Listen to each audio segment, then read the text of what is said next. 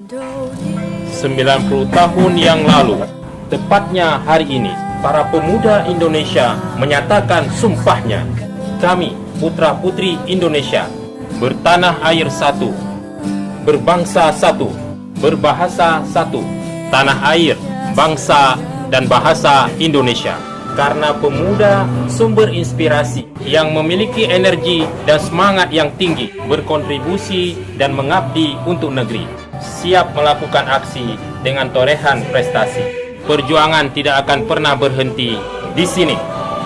Maju dan jayalah pemuda Indonesia.